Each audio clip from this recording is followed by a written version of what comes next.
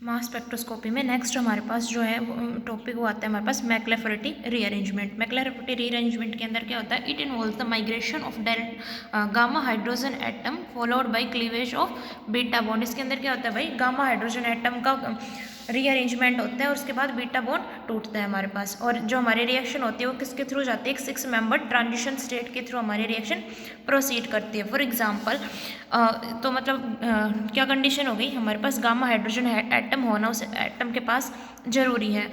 Generally किसके case में मिलती है हमें ये, एल्डिहाइड्स, कीटोन्स, अनसैचुरेटेड कंपाउंड्स या अमीन्स के केस में सब्सटीट्यूटेड एरोमेटिक कंपाउंड्स, इनके केस में हमें मैक्लेफर्टी रीअरेंजमेंट मिलता है। ठीक है, अब इसके अंदर देखते हैं कि रिएक्शन किसके थ्रू होते हैं, एक स्टेरिकली हिंडेड 6 मेंबर ट्रांजिशन स्टेट के थ्रू हमारी रिएक्शन होती है। ये देखो हमारे पास था मॉलिक्यूलर आयन है, पॉजिटिव चार्ज आ गया ऑक्सीजन के ऊपर, तो क्या होगा, अब ये अल्फा कार्बन, ये बीटा, ये गामा, गामा के ऊपर हाइड्रोजन है, तो ये हाइड्रोजन इस ऑक्सीजन को अप्रोच करेगा, इस ऑक्सीजन को अप्रोच करेगा, ये वाला बॉन्ड टूटेगा, इसके बीच बॉन्ड बनना स्टार्ट हो जाएगा, ये वाला बॉन्ड टूटना स्टार्ट हो जाएगा, ये वाला बॉन्ड फिर से बनना स्टार्ट हो जाएगा। ठीक है, तो यही होता है हमारे पास मैक्लेफर्टी रीअरेंजमेंट। ठीक है, तो सिंपल क्या होगा, इसके बीच बॉन्ड बनना, इसकी इंटरेक्शंस दिखा दोगे, ये बॉन्ड टूटना स्टार्ट हो जाएगा, ये इसके बीच डबल बॉन्ड बनना स्टार्ट हो जाएगा, ये वाला बॉन्ड टूटना, ये तो क्या होगा भाई, ये इसके पास, ये इधर, ये उधर, तो क्या बन जाएगी हमारे पास, अब ये वाला बॉन्ड टूट गया तो डबल बॉन्ड CH2COHR, इसे ही क्या बोलते हैं आप, मैक्लेफर्टी आयन। और साथ में हमारी जो एल्कीन है इधर वाली, वो क्या हो जाएगी बाहर, ये R1CH2।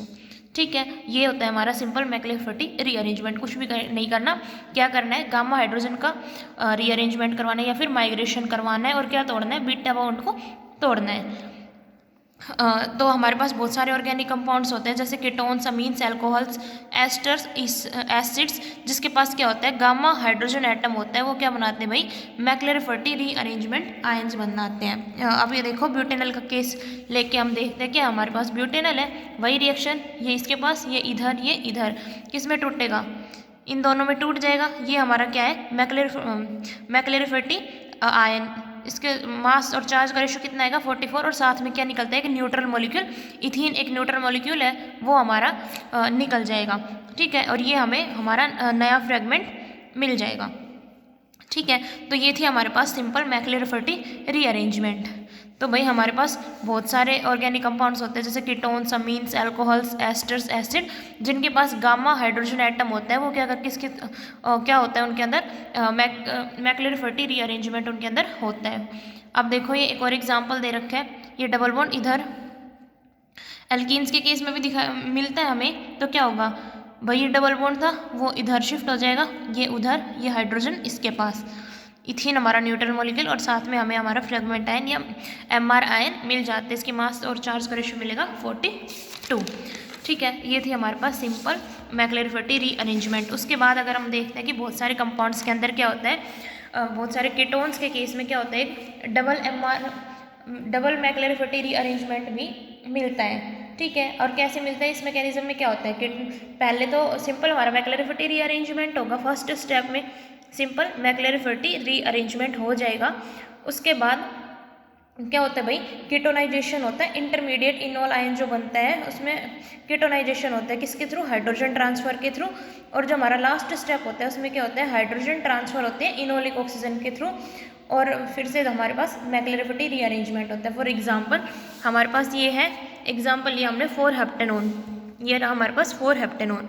ठीक है, ये कीटोन है, इसके गामा में अल्फा बीटा, गामा गामा में ये हाइड्रोजन है, इसका ट्रांसफर सिंपल हमारे पास क्या हो जाएगा, मैक्लेफर्टी रीअरेंजमेंट होगा। क्या बनेगा भैया आपके पास, ये भाई C double bond O CH3, ये तो एज इट इज़, इधर क्या आ जाएगा डबल बॉन्ड CH2, और ये इथीन मॉलिक्यूल हमारा निकल जाएगा एज ए न्यूट्रल मॉलिक्यूल।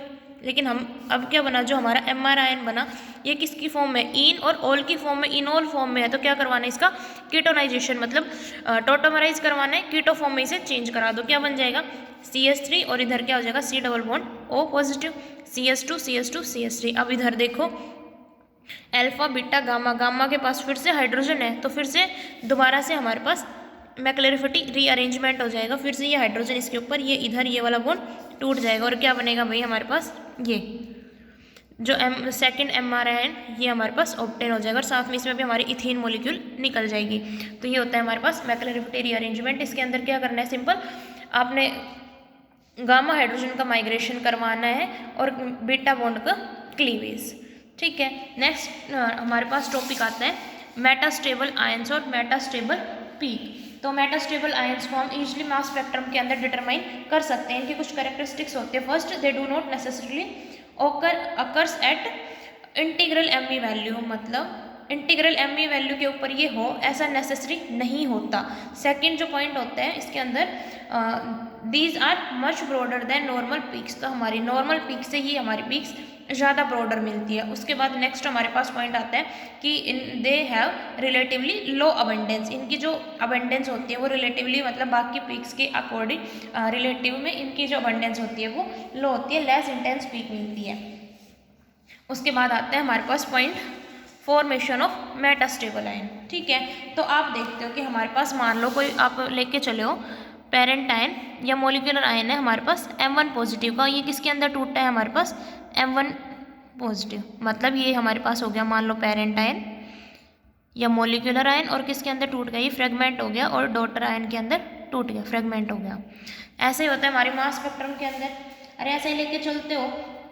अब देखो, अगर जो हमारा ये फ्रेगमेंटेशन है ये हमारा एनालाइजर से पहले ही हो जाता है, मतलब सोर्स के अंदर ही हो जाता है। भाई हमने पढ़ा था इंस्ट्रूमेंटेशन के अंदर पढ़ा था, तो क्या पढ़ा था, फर्स्ट हमारे पास जाते हैं, उसके पास वी पोटेंशियल अप्लाई करते हैं, तो एनालाइजर से पहले उसका फ्रेगमेंट हो जाते हैं। उसके बाद वो इलेक्ट्रोस्टैटिक एनालाइजर और मैग्नेटिक एनालाइजर के थ्रू बाद में कलेक्टर पे आता है। ऐसे ही पढ़ते हो।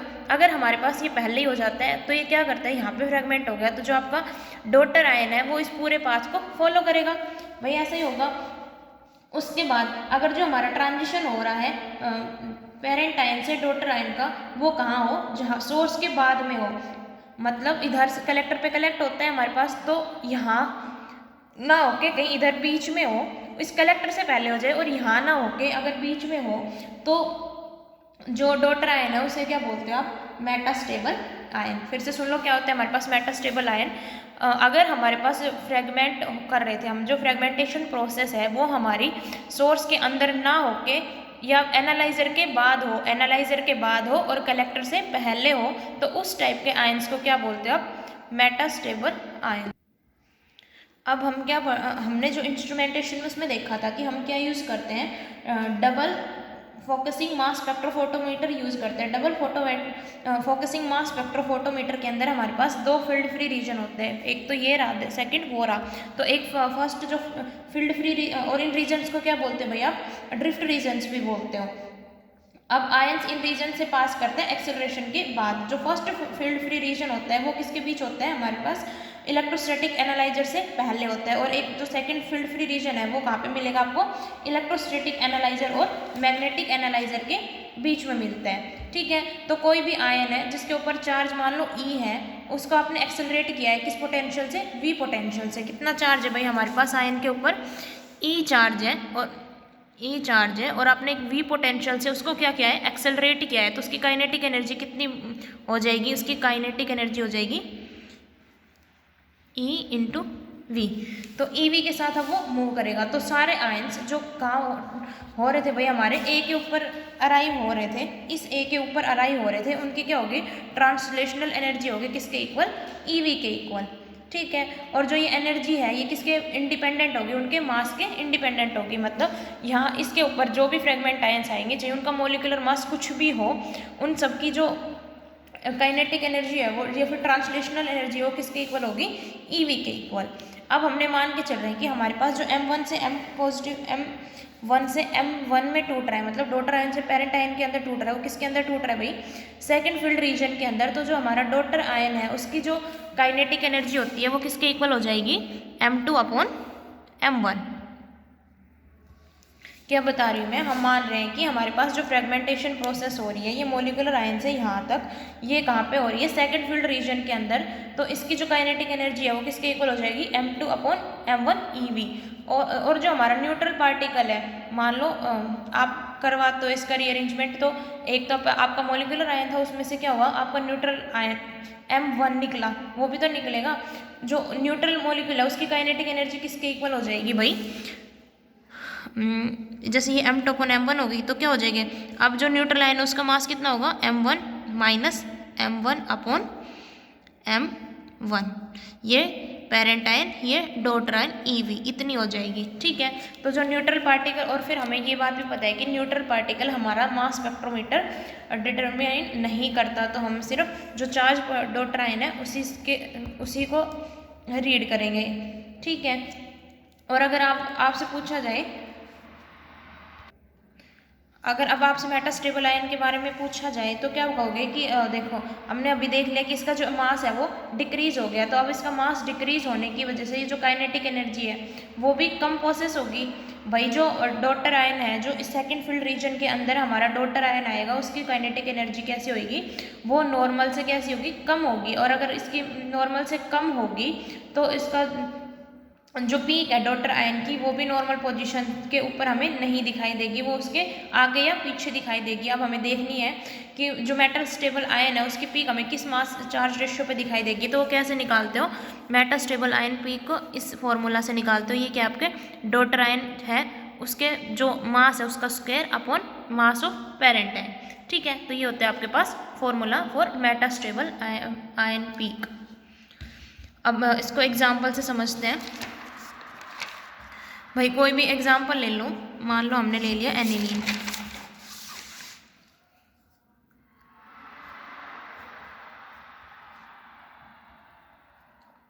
ये हो गया हमारे पास मॉलिक्यूलर आयन, इसका इसमें OCH3 ग्रुप लग रहा है।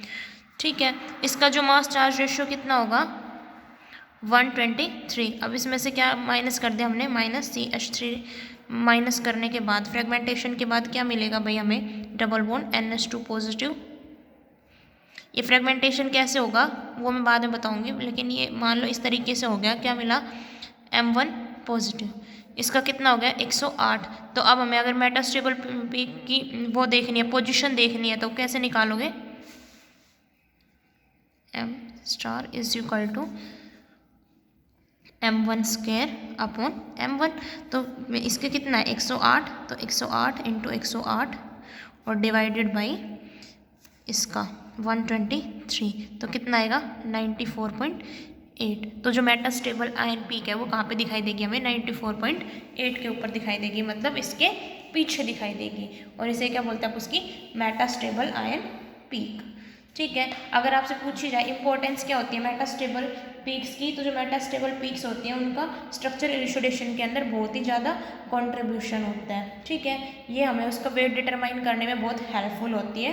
और एक जो इम्पोर्टेंट क्वेश्चन है इसके अंदर आ जाता है कि हमने या इसके कैरेक्टरिस्टिक्स में भी पढ़ा था कि जो मेटास्टेबल आयन पीक्स होती है वो नॉर्मल कैसी होती है, वाइड ब्रॉड होती है नॉर्मल पीक से।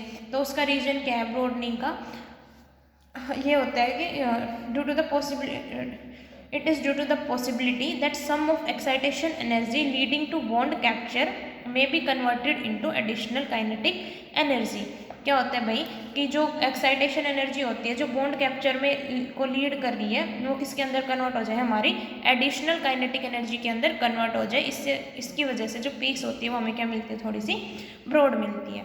ठीक है, ये था आपके मेटास्टेबल आयन पीक्स। उसके बाद नेक्स्ट हमारे पास आता है नाइट्रोजन रूल।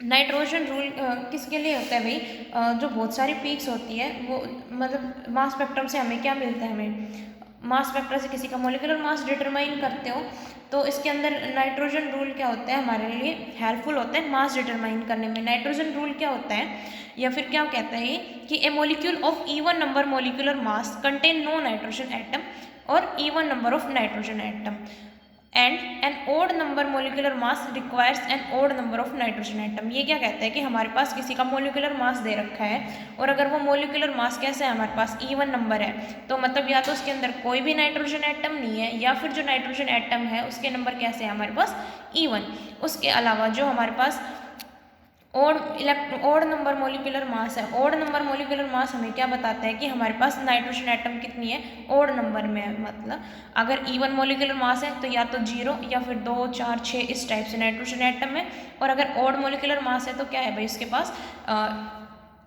ओड ही नाइट्रोजन एटम, मतलब 1, 3, 5 इस टाइप से है। ठीक है। उसके बाद एक इम्पोर्टेंट पॉइंट आता है इसके अंदर कि जो फ्रेगमेंटेशन होता है सिंगल बॉन्ड के ऊपर, तो वो क्या कहता है, अगर इवन नंबर के मोलिकुलर आयन है तो क्या मिलेंगे हमें, ओड नंबर के फ्रेगमेंट आयन। मतलब अगर मोलिकुलर मास कैसे हमारे पास इवन, तो जो फ्रेगमेंट आयन्स मिलेंगे वो कैसे मिलेंगे, ओड। और अगर हमारे पास जो मोलिकुलर मास है वो कैसा है, ओड, तो जो फ्रेगमेंट आयन्स है वो कैसे मिलेंगे भाई, इवन। इसके लिए एग्जाम्पल से समझते हैं हम। मान लो हमने एग्जाम्पल ले लिया C6H5NO2, नाम क्या है इसका, नाइट्रोबेंजीन। ठीक है। इसका जो मोलिकुलर आयन सिग्नल होता है, जो मोलिकुलर आयन सिग्नल होता है, मोलिकुलर आयन पीक हमें कहाँ मिलती है, 123 के ऊपर। C6H5NO2 पॉजिटिव, ये हमें कहाँ पे मिलती है, 123। इसका जो मास इंटू चार्ज रेशियो है वो, तो हमें ये पीक कहाँ मिलती है भाई, 123 के ऊपर। तो ये कैसा है हमारे पास, ओड है। और अगर ओड है तो इसके फ्रेगमेंट आयन्स कैसे मिलेंगे हमारे पास, भाई ओड है तो इसके फ्रेगमेंट आयन्स कैसे मिलेंगे, इवन नंबर में। तो इसके जो हमें फ्रेगमेंट आयन्स मिलते हैं NO2 पॉजिटिव, इसके जो फ्रेगमेंट आयन मिलते हैं वो NO2 पॉजिटिव मिलता है एक, और एक मिलता है हमें NO पॉजिटिव। वो कितने कितने पे मिलता है, इसका मिलता है भाई मास चार्ज रेशियो होता है 46 और इसका होता है 40। तो ये कैसा था, ओड था, और ये दोनों कैसे मिले हमें, इवन। उसके बाद हमने क्या कहा था कि अगर हमारे पास ये ओड है तो इसके पास नाइट्रोजन एटम भी कैसे मिलेंगे, ओड नंबर में। तो इसके पास कितने नाइट्रोजन है, एक ऐसा नंबर है ओड नंबर।